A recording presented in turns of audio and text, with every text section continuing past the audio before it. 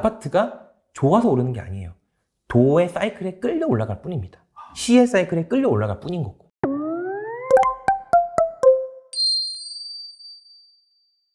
나는 대출 없이 영원으로 소형 아파트를 산다. 저자이신 잭파시님 모셨습니다. 네. 안녕하세요. 안녕하십니까. 안녕하세요. 간단하게 안녕하세요. 좀 소개 좀 부탁드립니다. 네. 예. 저는 네이버 블로그로 지금 잭파시 갭투자 연구소라는 이제 블로그를 운영하고 있고요. 저번 주 19일 날 나는 대출 없이 영원으로 소형 아파트를 산다라는 책을 제가 출간을 했습니다. 이제 딱 출간한 지 일주일 정도 됐는데 네. 이렇게 저를 불러주셔서 감사합니다. 저희가 나와주셔서 저희가 감사하죠. 예. 근데 딱 봐도 네. 젊으시단 말이에요. 그죠? 네. 전 딱 안 젊다 모르겠는데 아직 30대긴 한데요. 그러면 젊은 거예요. 근데 예. 젊으신데 보니까 300만 원, 통장 잔고 300만 원으로 한 10년 동안 네. 부동산 그런 투자를 하셨는데 벌써 한 50채 정도 가지고 계신다라고 네, 맞습니다. 들었거든요. 와, 그래서 이제 그런 순자산이 아니라 총자산 규모가 네. 한 110억 원 정도 네. 되신다고 들었는데 네네네. 어떻게 이렇게 시작을 하셨는지 너무 궁금합니다, 사실. 네. 시작을 한 계기는 우선 나이는 어려 보일 수 있긴 한데요. 사실 저도 이제 10년 차 투자자이고 2012년부터 투자를 시작했는데 네. 제가 그때는 그 경매로 제가 한 4년 동안 했거든요. 사실 지금은 제가 블로그에 갭투자 연구소라 해서 진짜 매매와 전세를 이용한 그 갭을 이용한 투자자로만 생각을 하실 수 있는데 애초에 베이스 바탕에는 경매를 한 4년 요게 좀 있었습니다. 네. 그럼 경매로 시작을 하신 거예요? 네. 경매로 이제 4년 동안 했고요. 그게 이제 이전 정부죠. 지금 새로운 정부 들어오기 전에 이제 그 박근혜 정부 때는 경매로만 거의 4년 동안 운영을 하다가 이제 문재인 정권이 들어왔을 때는 경매로 하기엔 약간 한계가 보인다라고 판단을 했어요. 왜냐하면 들어오자마자 그 경매 낙찰 대출인 경락 대출을 막아버렸거든요. 그래서 제가 주택수를 더 늘리기에는 대출이 안 되니까 어려웠고 그래서 대출이 안 되는 부분을 찾아보다 보니까 그래서 책 제목이 대출 없이가 들어갔는데 네네. 그때 그래서 제가 갭투자라는 거를 이제 알게 됐고 물론 그 전부터 알고 있었지만 실행까지는 안 했었거든요. 그래서 이제 문재인 정권 5년 내내 갭투자로만 했었습니다. 네. 그러셨구나. 근데 궁금한 게 네. 10년 전이 20대잖아요. 그죠? 네, 28. 그렇죠. 네. 20대인데 그것도 이제 경매로 시작을 하셨단 말이에요. 네네. 사실 그 젊은 나이에 부동산 투자를 발들이기는 약간 좀 주식이라든지 다른 것도 있잖아요. 그럼에도 불구하고 부동산 투자로 시작을 하셨는데 거기에다 또 경매로 시작을 하셨어요. 그래서 그 계기가 좀 궁금하거든요. 방금 전에 주식도 말씀하셨는데 네네. 사실 주식으로 좀 망한 케이스 사실 망했다라고 보기는 어렵긴 한데요. 네. 그래도 제 생각으로는 주식이 잘 안 됐다. 왜냐면 제가 진짜 못 모르게 한 군대에서 이제 책을 하나 읽었어요. 네. 이제 한국의 젊은 부자들이라는 책을 읽고 거기에 이제 홍콩 주식에 대한 내용이 한 3페이지, 4페이지 정도가 있었거든요. 근데 막 소름이 끼치는 거예요. 제가 그때 병장 딱 휴가를 남겨놓고 네. 였거든요. 네. 그래서 이게 도저히 안 되겠다. 너무 홍콩 주식에 투자를 하고 싶다 싶어서 군대를 이제 전역하자마자 호주에 워킹홀리데이를 갔습니다. 순전하게 영어를 배우러 갔다기보다는 네. 돈을 벌고 싶었어요. 그래서 이제 언어가 필요도 없는 그런 그 설거지. 그러니까 영어로는 키친핸드 이렇게 얘기하는데 네네. 제가 그 당시에 한 8불, 한 20불 정도 그때 시간당. 환율이 호주 달러는 800원이었으니까 시간에 한 16,000원 정도였거든요. 그래서 하루에 한 8시간씩 해서 거의 매일 10만 원씩 벌어서 한 달에 이제 거의 500이 넘죠. 그렇죠. 제 쓰는 거 쓰고 나머지를 모아가지고 한 2천만 원 정도를 홍콩 주식에 투자했었습니다. 와. 그때가 한 24살 정도였던 것 같은데요. 네. 그게 이제 2007년이었어요. 저는 근데 저는 그 당시에 네네. 제가 2천을 넣어놓은 게 1년 만에 1억을 찍어가지고 딱 그 서브프라임이 오기 전이었죠. 와, 그럼 타이밍이 나쁘지 않았네요. 괜찮았어요. 괜찮았어요. 그래서 저는 정말 주식에 일가견이 있다고 생각했어요. 왜냐면 너무 자만을 했고 제 책에도 제가 그때 썼던 노트 필기도 담아져 있는데 저는 수익률 100%로 제 평생을 계산을 해봤어요. 왜냐면 이미 25살 때 수익률 100%가 됐기 때문에 내가 1억이면 2억, 4억, 8억 31살이면 이미 100억 부자가 되겠더라고요. 제 시나리오 땅에서는. 그렇죠. 네, 근데 그 워렌 버핏이 22%의 평균 수익률이잖아요. 네. 너무 제가 자만을 했고 막상 이제 회사를 다니면서 해보니까 이게 안 되는 거예요. 손 대는 것마다 다 상장 폐지가 되더라고요. 왜냐하면 제가 그때 잘 됐던 건 정말 대세 상승기에 아무것도 모르게 들어갔었고 해외에서 일할 수 있을 때 이제 홍콩 주식을 샀기 때문에 그 매매를 사고 파는 데 있어서 수수료가 너무 높았어요. 한 번에 5만 원씩인가 그랬기 때문에 와, 진짜 비싸다. 제가 그때 아예 1년 동안 매매를 매수만 하고 매도를 아예 안 했고요. 그래서 어떻게 보면 결과론적으로 좋은 얘기가 됐는데 네네. 한국 주식은 이게 손을 계속 일하면서도 제가 보고 있는데 안 되더라고요. 그래서 그때 이제 찰나에 상장 폐지를 맞고 저희 어머니가 이제 욕설을 담긴 문자를 보낸 적이 있어요. 왜냐면 그 증권사에서 왜 네. 그런지 모르겠지만 네. 제 서울 자취집이 아니라 평택에 있는 저희 어머니 주소로 보내가지고 진짜 마이너스 90%가 찍혔더라고요. 그 잔고 이런 걸 네. 우편으로. 왜냐면 상장 폐지 중이었으니까 마이너스 90이 시작이었고 네네. 딱 그 당시에 제가 거의 첫 번째로 그 부분이 있었고요. 나머지는 제가 그때 제가 여행사를 다녔어요. 10년 네. 동안 다녔습니다. 네.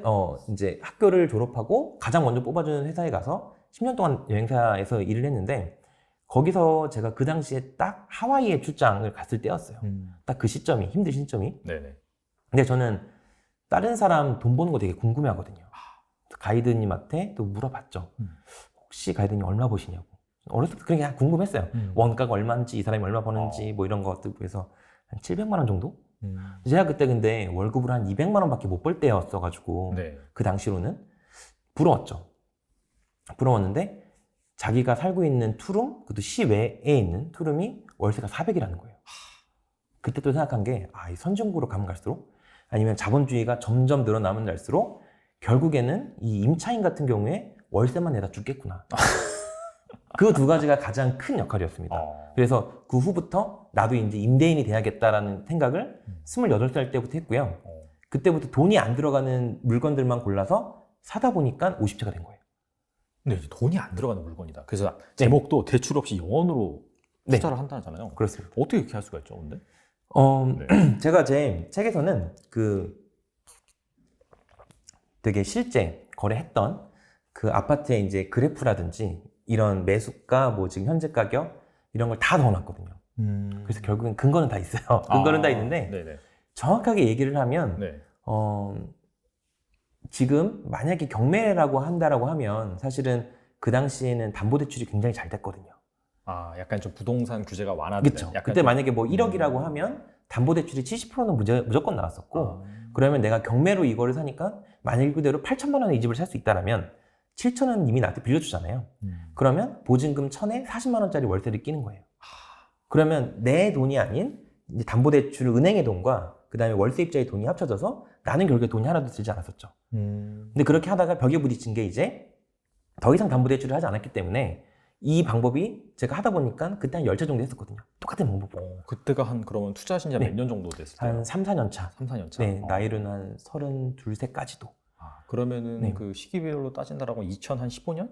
14년? 그 정도 말씀하신 네, 거예요? 맞습니다. 2014, 15 요때까지는 경매로만 우선을 했었었는데 네. 그래서 저한테 여기 질문지에 보면 네. 현금 흐름을 맞아요. 말씀하신 게 네. 있는데 대출이 안 되는데 나중에 오히려 네. 제가 그때 초창기에 현금 흐름은 더 좋았어요.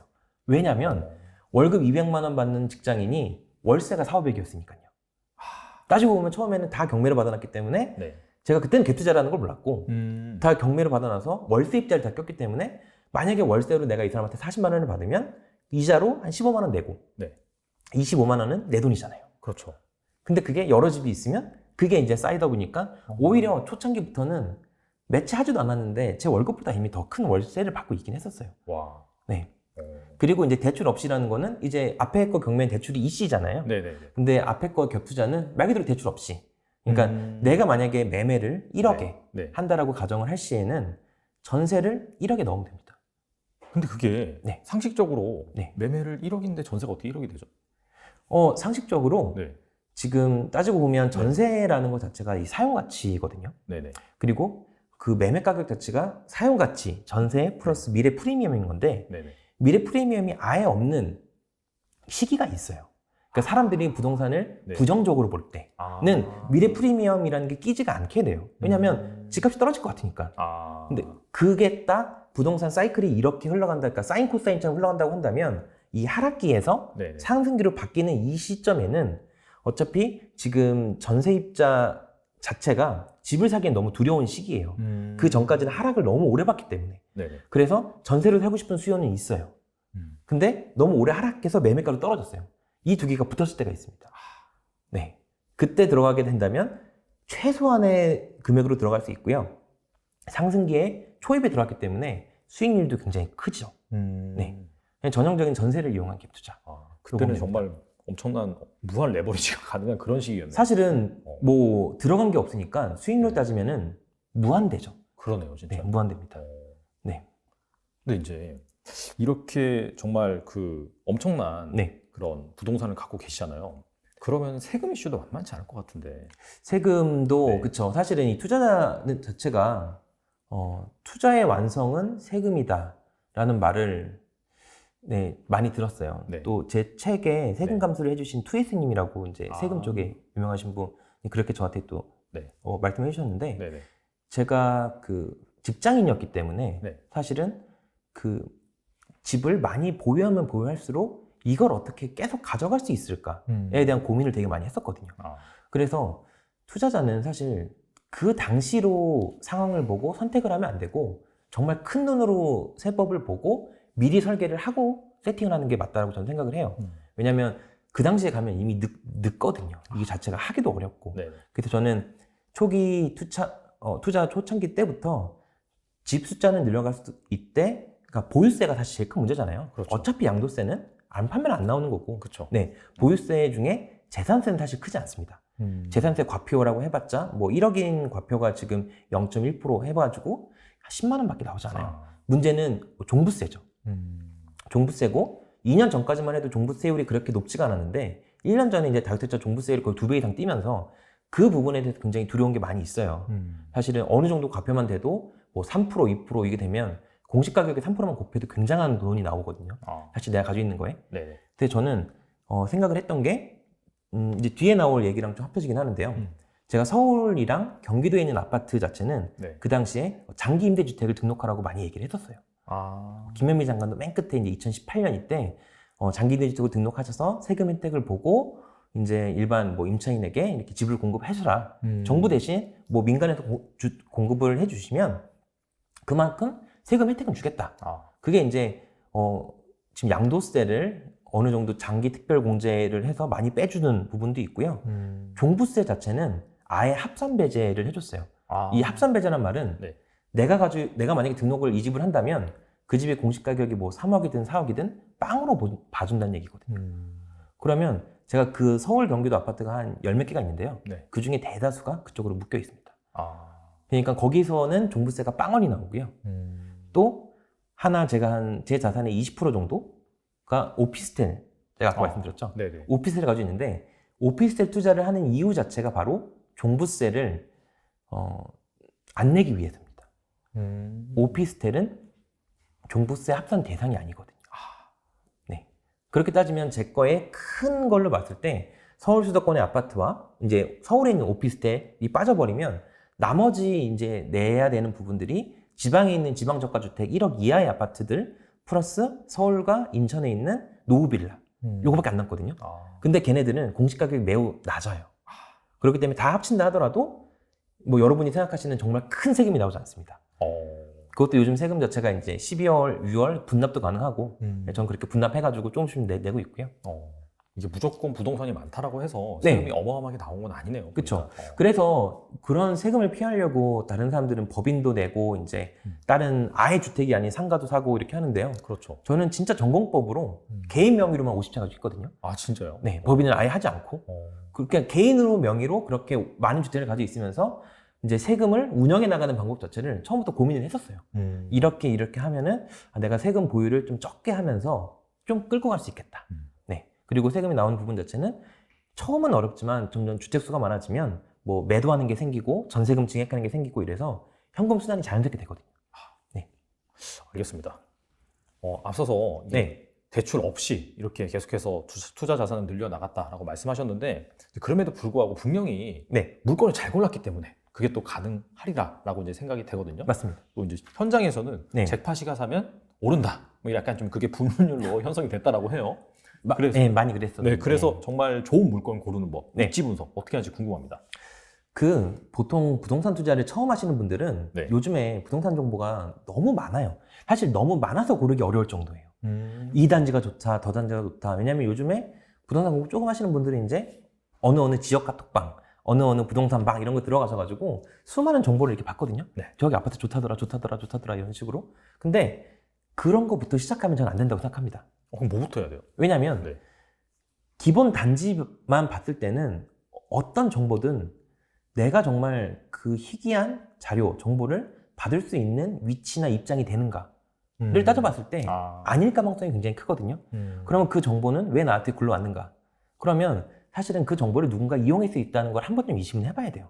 누군가 내 물건을 털고 나가기 위해서, 소위 말로 털고 나가기 위해서 그 얘기를 했던가 이런 식으로 했기 때문에 저는 애초에 아파트 분석 자체가 단지부터 보지 않고 가장 위부터 내려오는 탑다운 방식을 씁니다.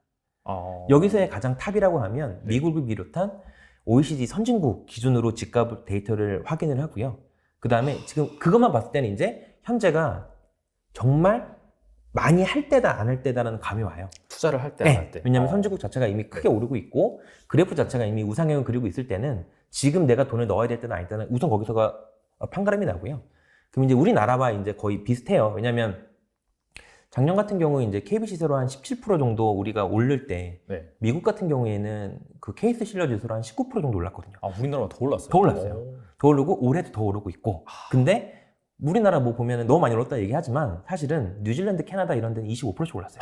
그러니까 우리나라 제일 덜 올랐네. 우리나라가 사실 많이 오른 건 아니었거든요. 그래서 항상 우리나라의 집값을 오르는 거를 보는 거는 먼저가 아니고 선진국들이 오른 거에 비교를 해봤을 때 이게 우리나라 생각보다 오른 게 아닌데?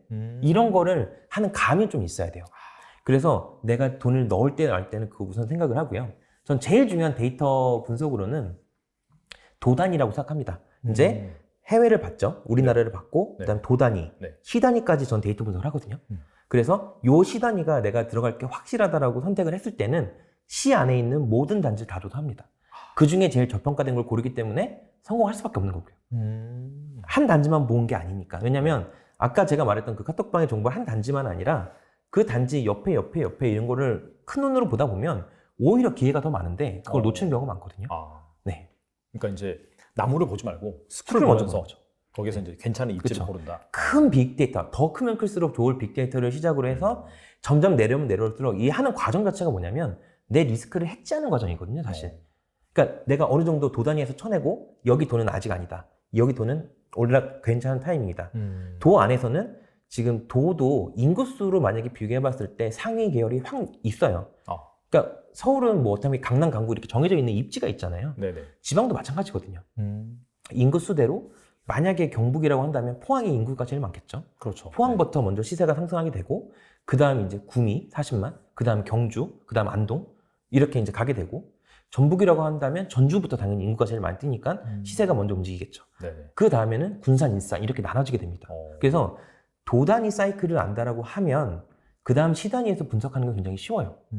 도가 맞다라고 하면 그 시에서는 제일 인구가 큰 걸 먼저 잡으면 되거든요.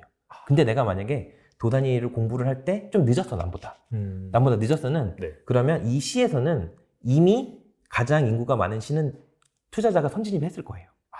왜? 이미 도 사이클이 워낙 좋았으니까 그 중에서도 1순위인 시 단위에서 그 시에서도 제일 중요한 이제 분양권이라든지 그다음 대장주라든지 이런 거 먼저 투자자들이 1차적으로 사게 되거든요.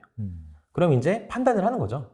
그 이제 큰 시에 나머지 구축을 사느냐 아니면 아직 시 단위로 사이클이 약간 느린 나머지 인구가 좀 적은 아까 말대로 하면 전주를 들어갔는데 전주가 내 타이밍이 늦었다라고 하면 군산, 익산을 노리느냐. 네, 그런 식으로 볼 수 있습니다. 그러면 이렇게 탑다운 방식으로 정말 글로벌 데이터까지 확인을 하시면서 접근을 하시는데 그런 차원에서 지금 약간 본다면은 좀 들어갈 만한, 좀 눈여겨볼 만한 그런 지역은 어디가 있을까요? 여러 가지 빅데이터를 살펴봤을 때 사실 수도권 자체는 이게 2013년부터 오른 장이기 때문에 당연히 이게 상승장이 끝이 아닌가라고 생각하시는 분들이 굉장히 많아요. 그리고 여기는 약간 좀 리스크가 있을 수 있는 게 정책에 대한 부분인 건데요. 결국엔 그 다주택자 중과 유예에 대한 부분을 대통령 공약으로 내세웠고 그 부분이 이제 시행된다라고도 이제 얘기가 5월 11일부터 이제 매도하는 거에 대해서 나왔기 때문에 지금 나온 시장이 쏟아져 있는 물건 자체는 보유세, 종부세도 이미 6월 1일 기준이니까 안 내게끔 만들고 매도해서 그다음 양도세도 중과를 안 받게끔 그러니까 가장 세금을 적게 내게끔 해서 나온 거기 때문에 당연히 금매가 쏟아질 수밖에 없습니다. 어. 왜냐하면 세금이 그만큼 안 내도 되니까요. 그러면은 좀 약간 좀 조정을 받겠네요. 그렇죠. 그러면? 그러니까 지금은 아직 때가 아니다라고 보고요. 아. 좀 만약에 지금 상태에서 말씀을 하시는 거라면 네. 아직 광역시 자체도 좀 아니라고 보는 게 수도권이랑 광역시랑 사이클이랑 되게 비슷해요. 근데 광역시가 아닌 일반 그 이제 지방 8도라고 얘기를 하면 지방 8도는 그 수도권 광역시와 사이클이 좀 달랐어요. 물론 광역시에서도 울산, 부산은 약간 비슷하긴 한데요. 지방 같은 경우에는 뭐 2017년부터 2020년 사실은 코로나가 시작되기 전까지는 하락한 장이 굉장히 많았거든요. 지방 입장에서. 네네. 굉장히 하락을 크게 한. 네. 그래서 2020년부터 빨랐으면 19년 말부터 상승한 지역이 대부분인데 그렇게 따지면 상승을 한 5년 정도를 보통 잡거든요. 그러니까 상승 사이클을 봤을 때 상승 5년, 하락 3년 하고 나머지 2년은 이제 사이클이 바뀌기 위한 약간 보합 상태. 이제 이 그래프가 바뀌려면 약간 좀 이렇게 지지선도 형성돼야 되고 이런 게 있거든요. 그러면 상승 5년 사이클을 잡을 때 지방은 이제 2년 정도밖에 안 지났다고 따지면 아직 2, 3년 더 갈 수 있을 만한 곳은 있습니다. 전북이라든지 네. 도로 봤을 때는요.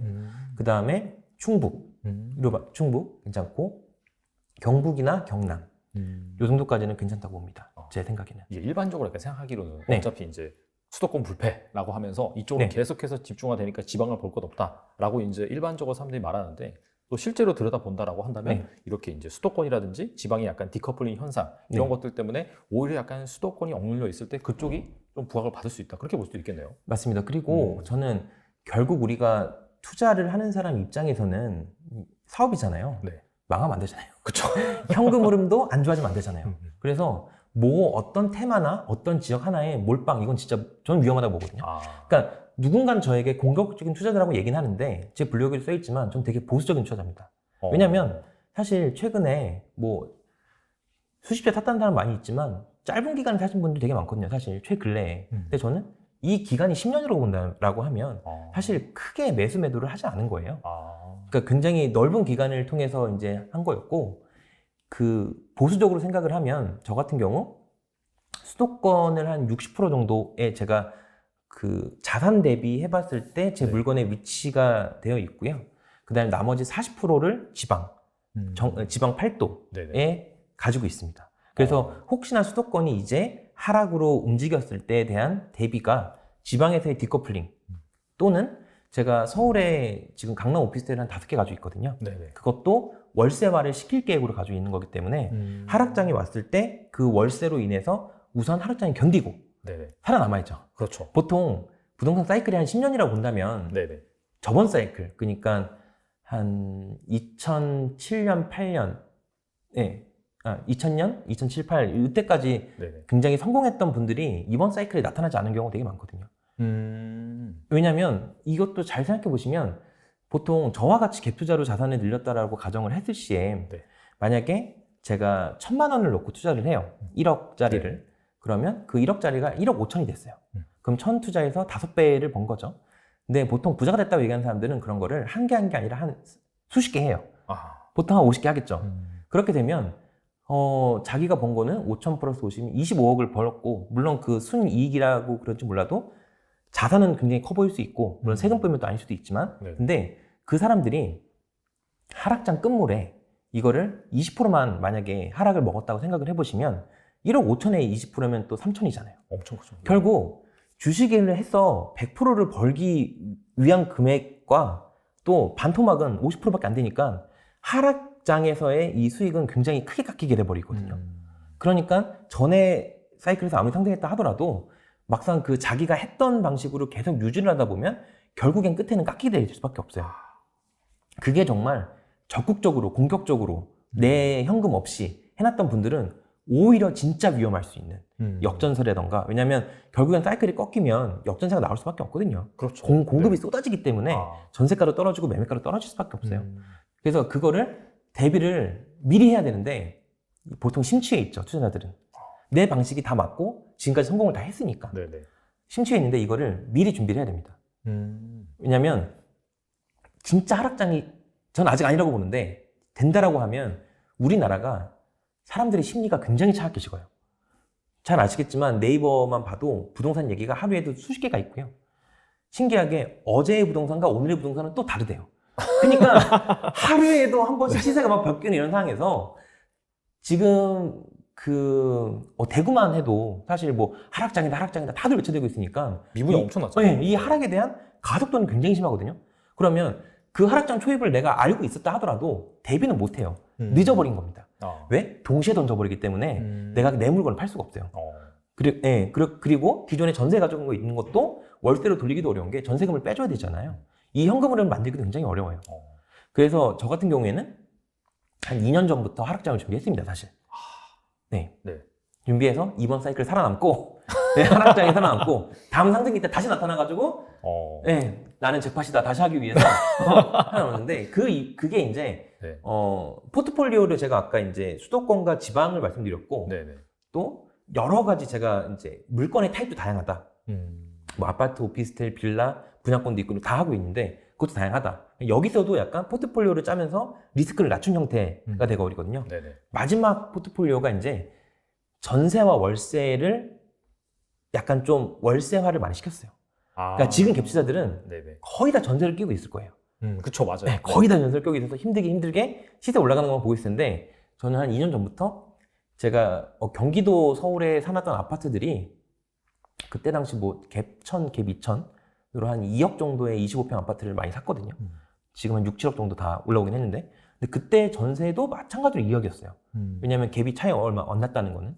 근데 전세가 만약에 2억을 줬던 게 현재 3억 5천까지 올라왔다라고 하면 전세 오른 부분만큼만 저는 월세를 받습니다. 그러니까 준전세라고 하는 거예요, 사실은. 그러면은 시세에서는 그 3천만 원당 10만 원씩으로 바꿀 수 있거든요. 그러니까 1억 5천이라면 한 50만 원 정도. 보통 더 공격적인 사람이라면 전세가 1억 5천을 딱 내가 받을 수 있으면 더 받아서 또 집을 여러 개 사겠죠. 저도 그런 욕심도 있긴 있었는데 뭐 그렇게 하기도 하지만 어느 정도에 대한 부분은 이제 아예 보증금은 그대로 두고 오른 부분만큼은 월세로 받아서 월세 전환을 많이 시키고 있고 이런 부분도 리스크 대응 차원이 있거든요. 알겠습니다. 이렇게 말씀을 들어보니까 사실 그 사이클을 어느 정도 분석해서 지금이 상승기인지 하락기인지 그거는 사실 보시는 분들이 부동산에 대한 지식이 얼마 정도인지 모르겠는데 그러니까 저도 투자자들, 특히나 유명한 투자자들도 많이 만나고 하거든요. 근데 그런 분들 만나면은 오히려 쉬운 게 있어요. 대화가 그러니까 다른 언어라고 해야 될까요? 어떤 언어냐면 사이클을 읽습니다, 기본적으로. 그러니까 어느 지역 어때라고 하면 그 지역 상승 사이클이 2년 남았어라고 얘기를 할 수 있을 정도예요. 그러니까 보통의 그런 투자자들은 그런 감은 있는 거예요. 지금 동시점에 전국을 여러 개를 바라보면서 어느 지역은 상승 끝까지 갔고 어느 지역은 아직 상승 초기니까 들어가도 되고 또 어느 지역은 상승 3년 차기 때문에 법인이라면 들어가서 빨리 나와도 되고 개인이라면 들어가서 2년 기본세율을 보기에는 빨리 치고 빠져야 된다. 그러니까 이런 계산 자체가 머릿속에 이미 있어요. 물론 저도 있고요. 궁금한 게 어차피 이제 계속 말씀하시는 게 그 사이클을 어느 정도 이제 간파를 하시고 거기에 맞춰서 방금 말씀하신 것도 2년 전에 이미 약간 좀 리스크 해치 차원에서 전세를 월세로 돌렸다고 하셨잖아요. 그럼 그 사이클을 어떻게 보는지 좀 궁금하거든요. 그러니까 주식 시황도 매일매일 아침에 해주잖아요, 증권사에서. 근데 부동산 시황도 일주일에 한 번씩은 한국감정원, 그러니까 지금은 부동산원이죠. 국토부 산하 부동산원과 KB부동산에서 일주일마다의 데이치를 줍니다. 또 월간 데이터도 따로 나와요. 그런 거 보다 보면 전국에 이번 주에 얼마 올랐고 내려갔고에 대한 사이클, 그러니까 그 정확한 수치가 나오고요. 그 수치를 그래프화를 시키는 거예요. 근데 사실 이거는 예전 투자자들이 뭐 요즘에 어플리케이션이 굉장히 많잖아요. 그렇죠, 많아요. 어플리케이션이 굉장히 많아서 그 어플리케이션이 없을 때나 내가 직접 투자 거부를 하고 했었는데 지금은 사실 그 시세 자체가 나와 있는 어플이 너무 많아가지고 왜냐면 주식과 다른 게 이런 거죠. 어제의 상한가 친 게 오늘 하한가 칠 수 있어요. 주식은. 그렇죠. 가능합니다.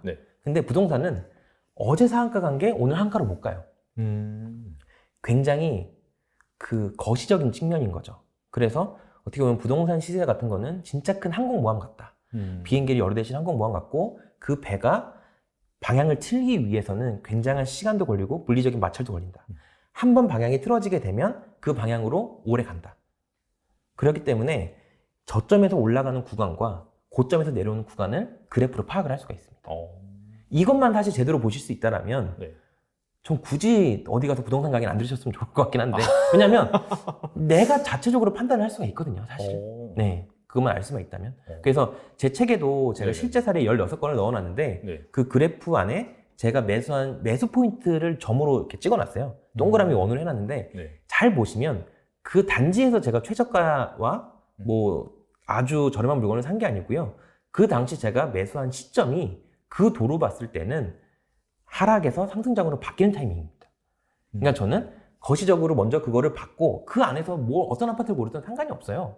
왜냐하면 그 아파트 중에서 상승률의 차이는 있겠지만 결국 다 오릅니다. 그 아파트가 좋아서 오르는 게 아니에요. 도의 사이클에 끌려 올라갈 뿐입니다. 시의 사이클에 끌려 올라갈 뿐인 거고. 그러면 앞서서 살짝 말씀해 네. 주셨는데 일단 가장 큰 거시적인 환경, 네. 미국이라든지 약간 글로벌 부동산 시장을 보신다고 하셨잖아요. 그리고 나서 네. 또 이제 우리나라 데이터를 보실 텐데 네. 어떤 데이터를 보는지 좀 구체적으로 말씀 좀 해주세요. 네. 책에도 들어있는 부분인데요. 우선, 아까 말씀드렸던 한국부동산원과 네. KB부동산이 제일 기본이에요. 거기에 무궁무진한 데이터가 굉장히 많이 숨겨 있습니다. 그 중에서 이제 뭘 봐야 되나? 그 중에서요? 너무 많기 많아가지고. 그 중에서요? 네. 우선은, 네. 뭐, 이거는 좀 다른 부분이긴 한데요. 네. 이제, 주택 구입 부담 지수라고 해서, 아. 각 도마다, 네. 이제, 어떤 도가 주택 구입 부담 지수로 현재 거기를 살고 있는 사람 입장에서, 네. 그 주택 구입 부담 지수는 결국 그 사람이 그 현재의 이자로 했을 때 얼마나 부담을 할 수 있는가에 대한 부분인 거거든요. 보통 그거를 이제 25%를 잡아요. 그러니까 25%. 내가 받는 월급에 대했을 때 25%를 내는 게 보통 100 수치로 잡습니다. 그게 약간 평균적인 상황이다. 그렇죠. 25%. 네네. 그러면은 여기 25에서 더 높은 애들은 이미 힘든 거죠. 내가 이 집을 사서 이제 원리금을 상환을 하고 있는데 점점 이자도 비싸지고 그래서 내 월급으로는 상환을 하기가 어려운 부분인 거예요. 당연히 그쯤에서는 그 지역이 좋진 않은 거죠. 근데 그 수치가 만약에 낮다라면 충분히 아직은 이쪽 도에서는 이 사람들이 충분히 여유가 있다라고 이제 판단을 할 수 있는 거고요. 네네.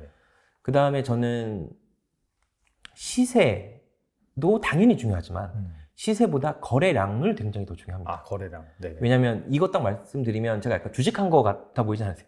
옛날에도 네. 그 기술적 분석이나 기본적 분석이나 이런 거 할 때 특히나 이제 그 기술적 분석을 할 때 거래량과 시세 이런 부분 책들을 굉장히 많이 봤었거든요. 차트의 맥이나 뭐 이런 거 보고서 네네. 이렇게 거래가 들어왔으면 매집을 하고 있고 뭐 이렇게 들어가겠다 뭐 이런 맞아요. 것도 많이 네. 봐가지고 네. 거래량을 굉장히 중요하게 생각하는데 실제 그 외지인 거래량이 있어요. 그러니까 어느 시로 봤을 때 이제 그것도 찾을 수 있는 부분인데 외지인 거래가 저는 가장 1순위라고 보거든요. 현지인들은 사실 투자에 대해서 약간 느려요. 왜냐고 하면 만약에 현지인 입장에서 외지인들이 와서 처음에 산다는 건 거기가 이미 상승장으로 바뀌었다라고 판단하고 들어온 거겠죠. 근데 현지인들은 이미 그 지역에서 오랫동안 물렸어요.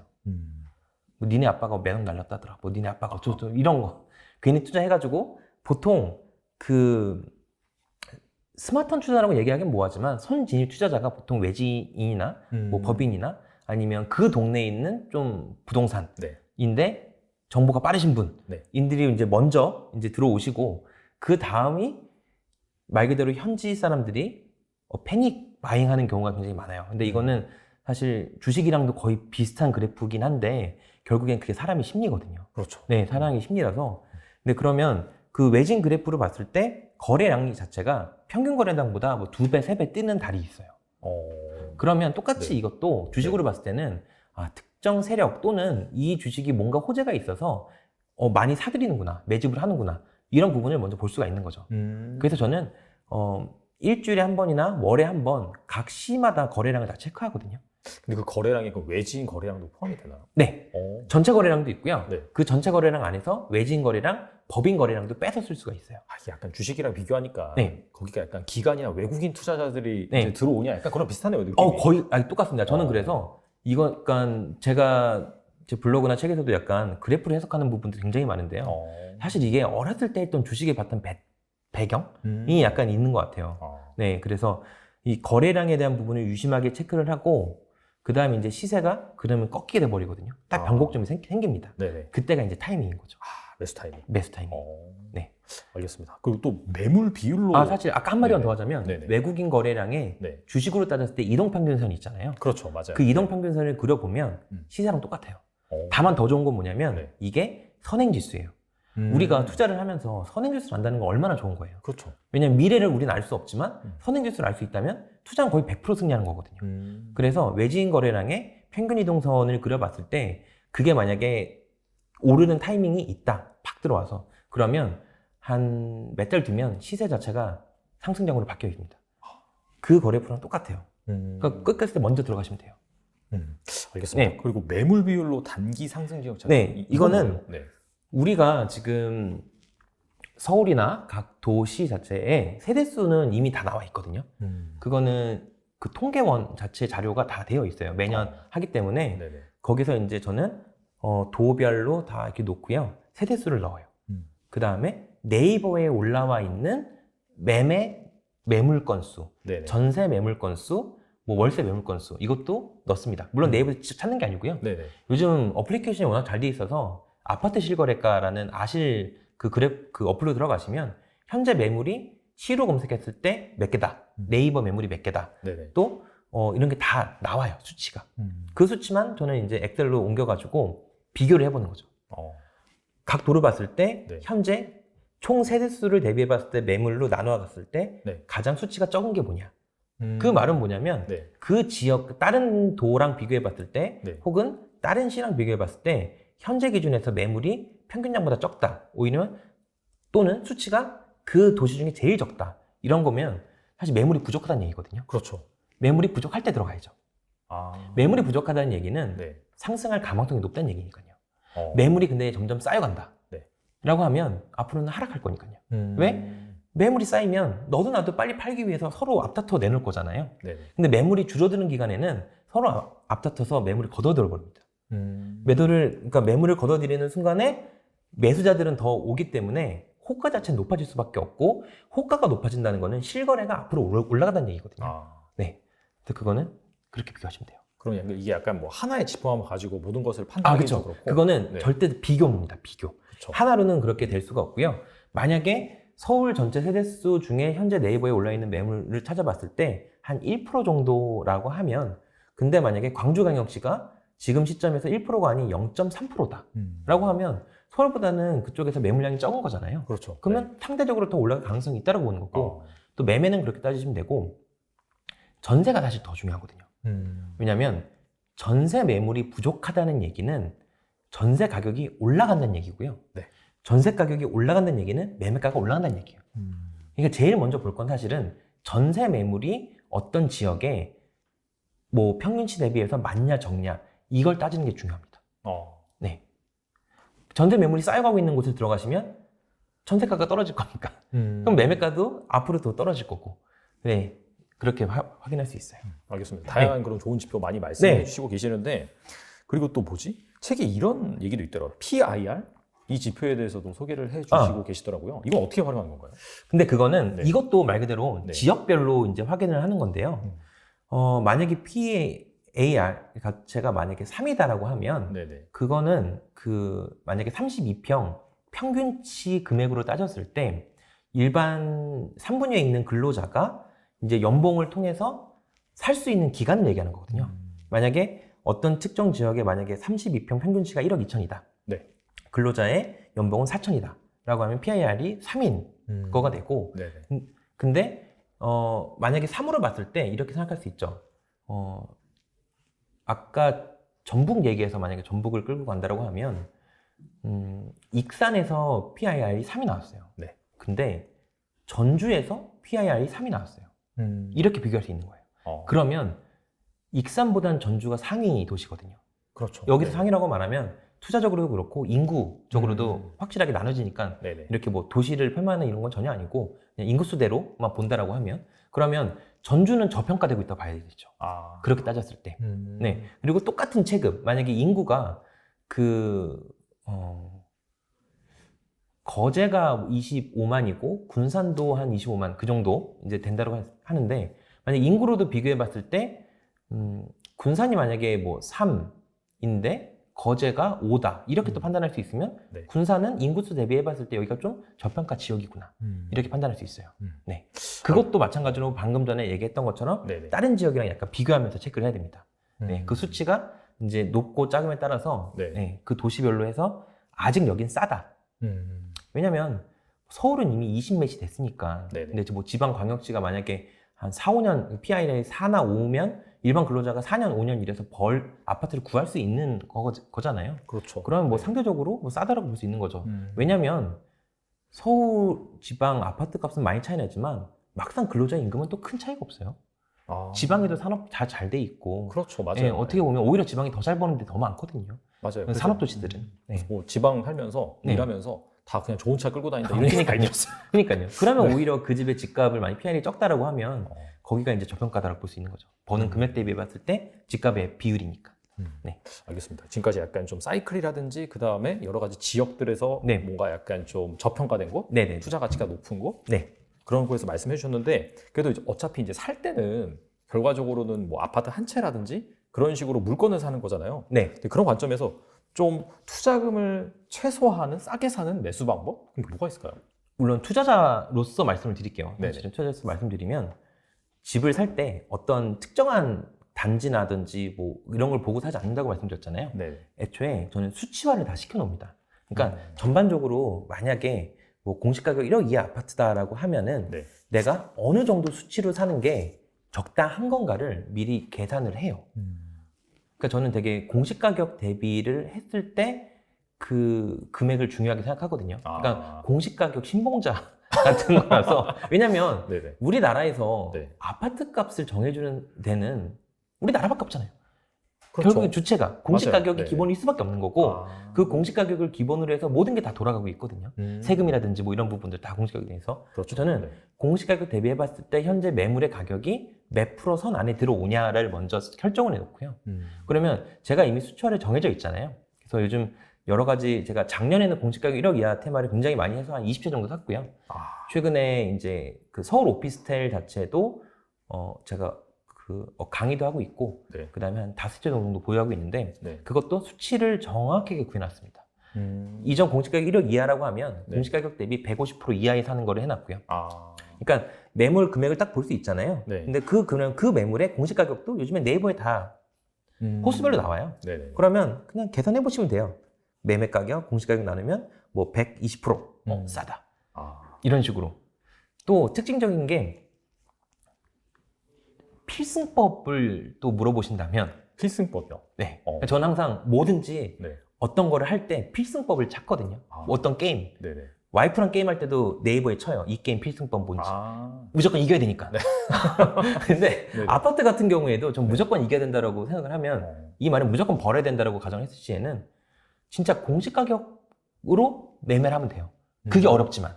아, 그러니까 거기에 그러니까 공시가격 대비 이제 매력적인 네. 가격대 나온 게 별로 없긴 하지만. 그쵸. 아. 찾으면. 그 예 중에 하나가 제가 아까 전주에 어떤 아파트가 하나 있었는데 그 아파트를 산 거는 한 15개월, 1년 반 정도 된 것 같아요. 근데 아파트를 뚫어지게 보고 있었는데 9천만 원에 25평 계단식이거든요. 네. 근데 물론 한 20년 되긴 했어요. 그러니까 구축 아파트죠. 근데 9천만 원에 나온 거예요, 매매가가. 근데 제가 원래 그 아파트가 한 1억 1천 정도인 건 알고 있었어요. 왜냐면 저는 도나 시나 뭐 그래프를 떠나서 매물 검색도 매일 매주 하거든요. 각 도별, 시별로. 네네. 그래서 좋은 물건을 계속 검색하고 찾기 때문에. 근데 그 정도 알고 있었는데 공시가격을 찾아보니까 8,300만 원인 거예요.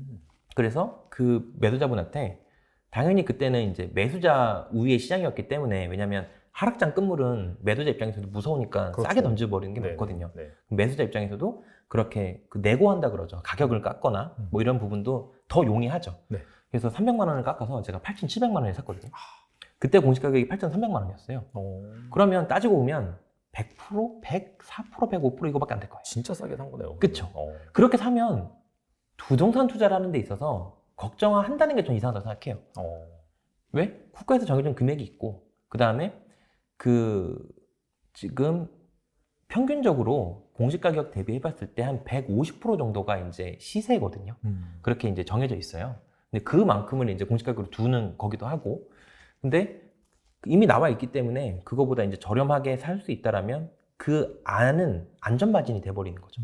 아까 같은 경우 말 그대로 110%에 뭐 내가 샀다라고 하면 네. 150%의 사이인 40% 정도가 공시가격 플러스 40%가 안전마진 이렇게 들어가고 처음 살 때부터 이미 안전마진 이렇게 들어가는 거죠. 네. 지금 네. 평균적으로 공시 가격 대비 한 어느 정도예요? 그러면? 지금이요. 네. 이게 다주택자 입장에서는 네. 좀 테마를 섞어서 드리는 게 맞다고 보는 게 네. 사실 다주택자가 주택을 추가하려면 12%가 들잖아요. 네네. 그래서 다주택자나 법인들이 취득세가 12%이기 때문에 아무래도 공시가격 1억 이상을 사기가 어려워요. 아. 왜냐하면 네네. 이미 내가 2억짜리 물건을 살 때 네. 취득세가 2,400만 원 들어간다는 거는 손익분기점이라는 것 자체가 취득세 플러스 복비 플러스 뭐 이것저것 따지면 20% 정도 올라도 본전인 거거든요. 그러니까 투자 자체가 굉장히 허들이 되게 높은 거죠. 수익을 네. 얻기에 대한 허들이. 네네. 그래서 저는 아직까지도 공시가격 1억 이하 투자를 많이 하고 있는데 이제 그런 걸로 비교해 봤을 때 제가 예전에는 120에서 150% 정도에 많이 샀는데 네. 지금 150 이하로는 찾기가 좀 어렵죠.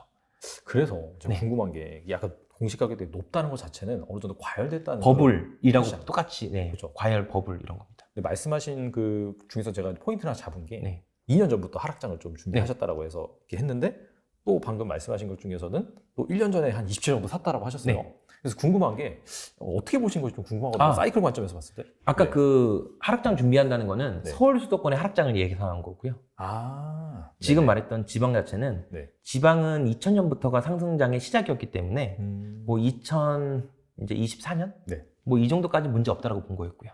그러니까 사실 이 사이클을 별개로 보셔야 돼요. 아. 네.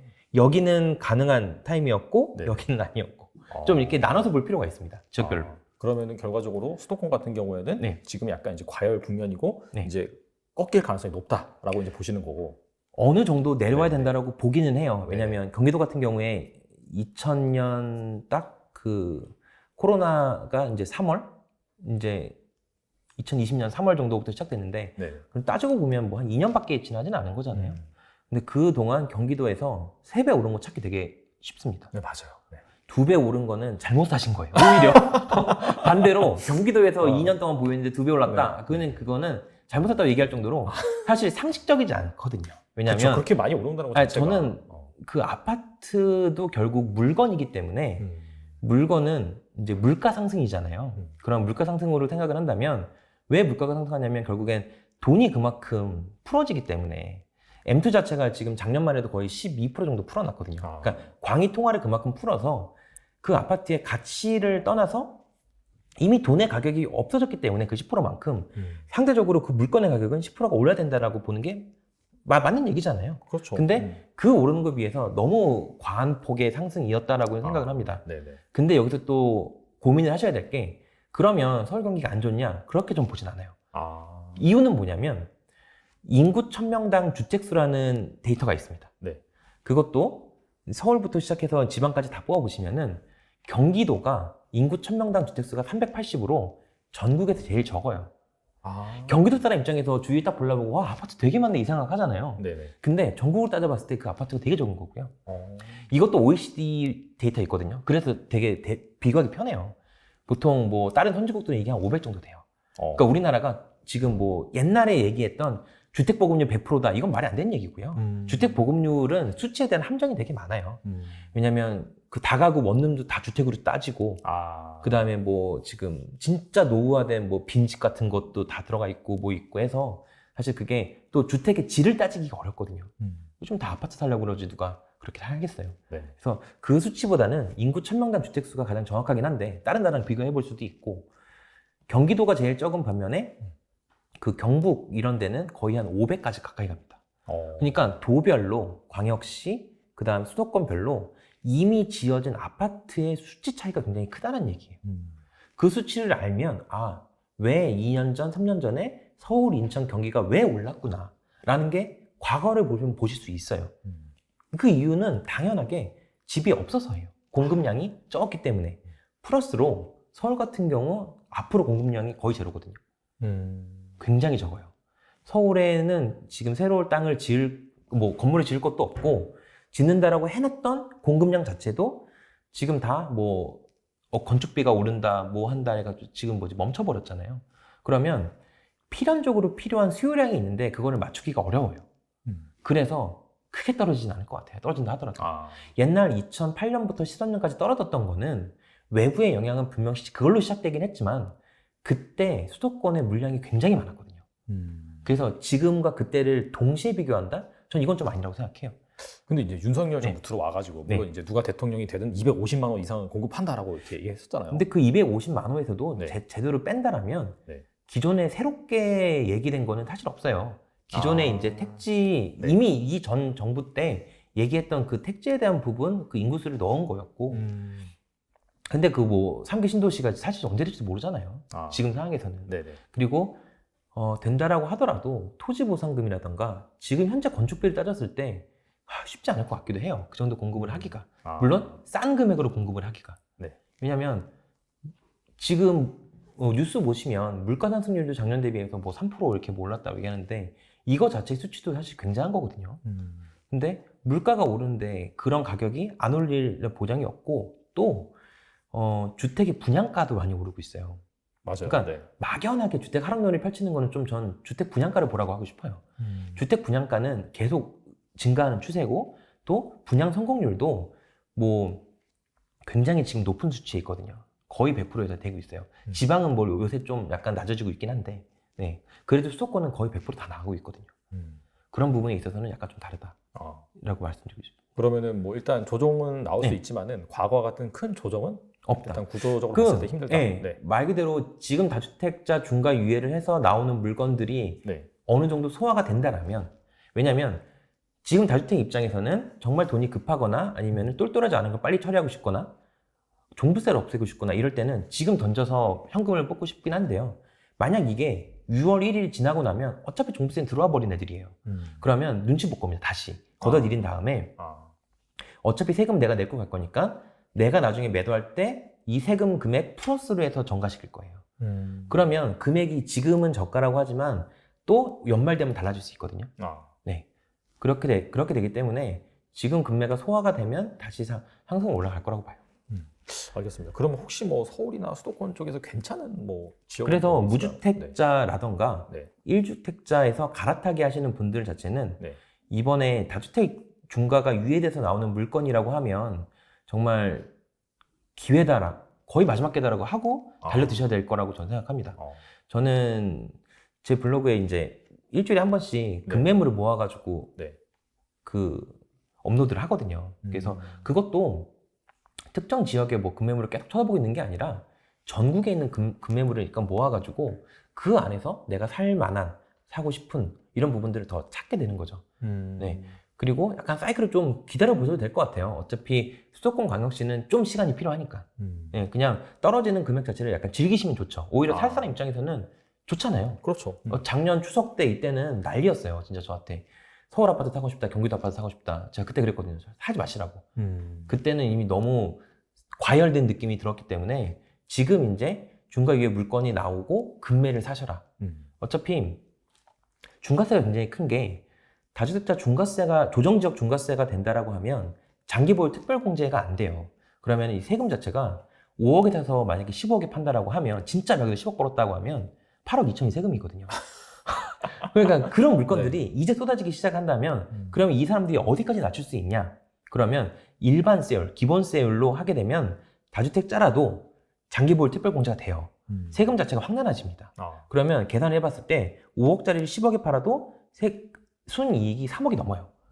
아까 경우보다 나은 거예요. 그 말은 뭐냐면 5억을 싸게 던져도 순이익은 더 많기 때문에 이 사람들이 던질 수 있을 만한 요인은 있다니까요. 그런 물건이라면 오히려 전 괜찮지 않나. 충분히 경쟁력 있다.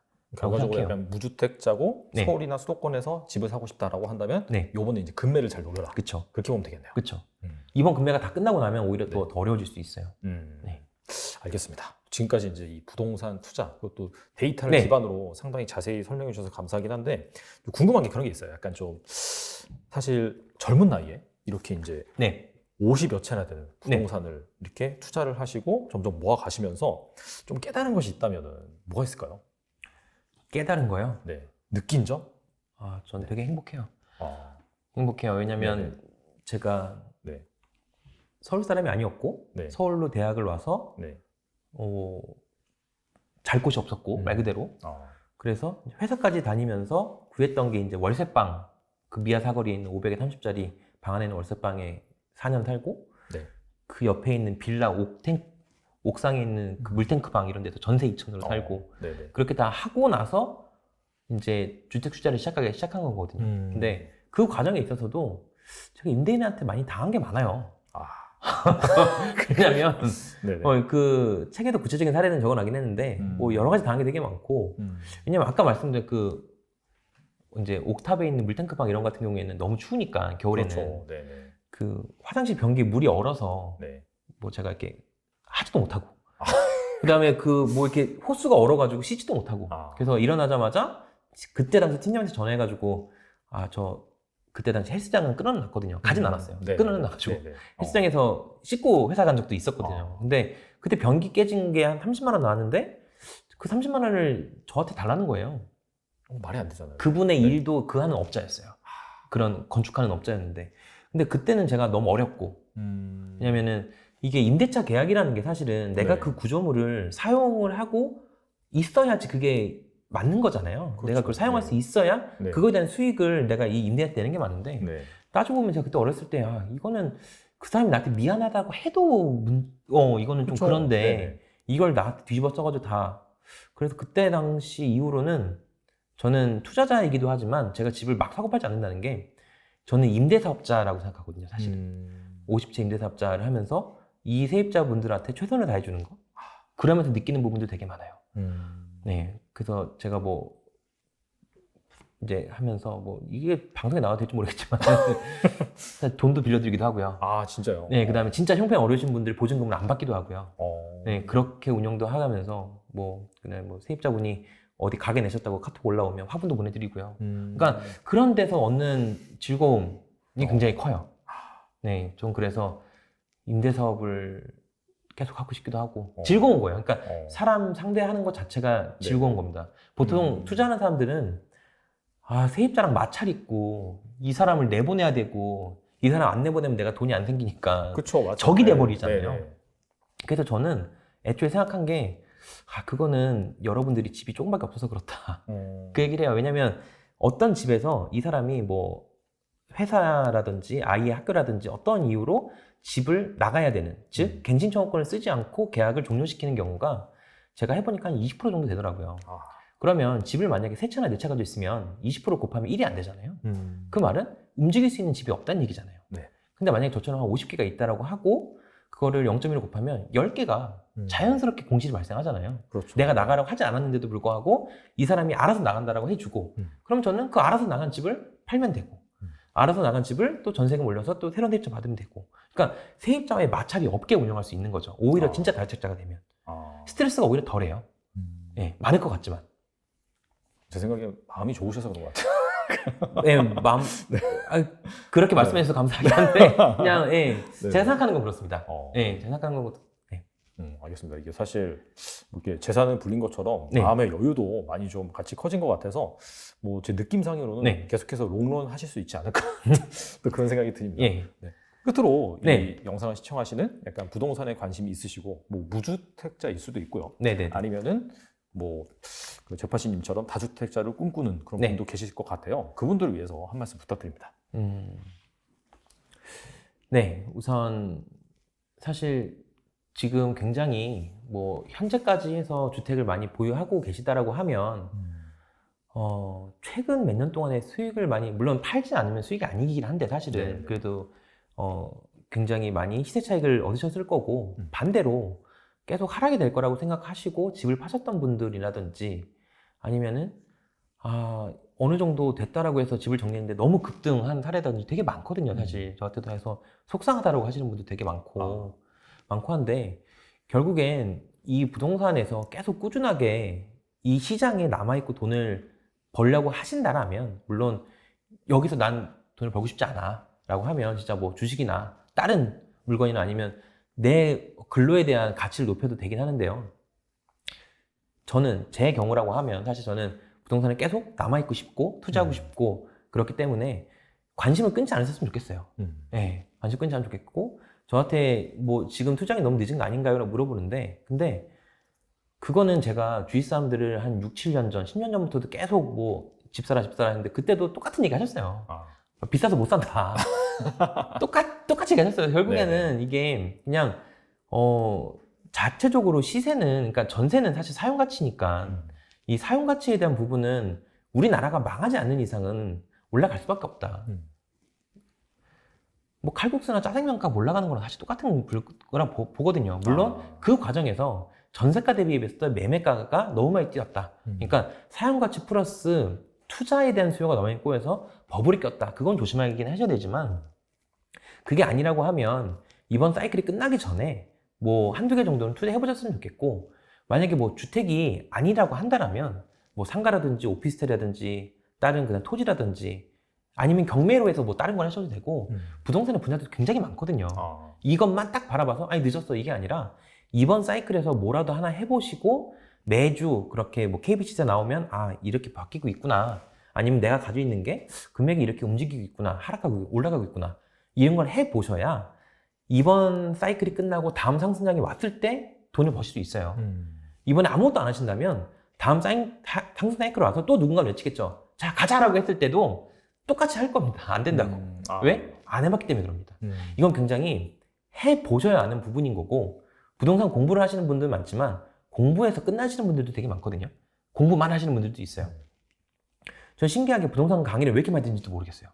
저도 강의를 하고 있지만 네. 왜냐면 어차피 안 사실 건데도 굉장히 많이 듣고 수업 듣듯이 들으시는 분들도 있더라고요. 유명한 사람들, 그러니까 내노라 하시는 분들 강의 다 들어도 내가 내 이름으로 등기 안 치면 아무 의미가 없는 겁니다. 그거는.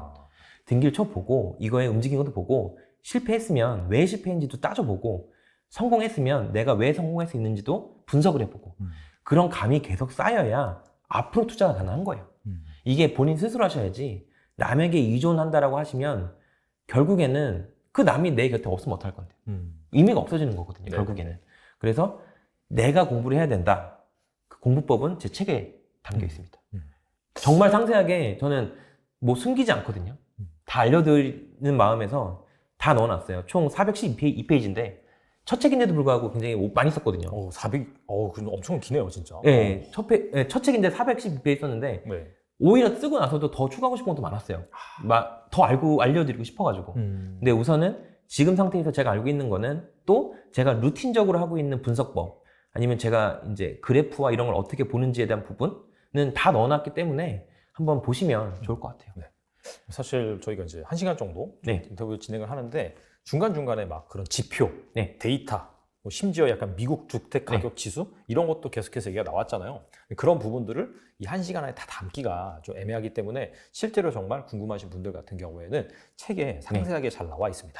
이 부동산도 이렇게 데이터 기반의 약간 합리적인 그런 투자 의사 결정을 내릴 수 있구나라는 것도 여러분들이 이 책을 통해서 꼭 참조를 하시고, 우리가 정말 부동산 같은 경우에는 투자도 투자지만 어차피 무조건 살아야 되잖아요. 그렇죠. 그런 관점에서 항상 늘 관심을 가지시고 실제로 기회가 된다라고 한다면 정말 투자도 해보시면서 또 이번 계기를 통해서 또 이렇게 장기적으로 꼭 성공 투자하셨으면 좋겠습니다. 지금까지 잭파시님 나와주셔서 감사합니다. 네.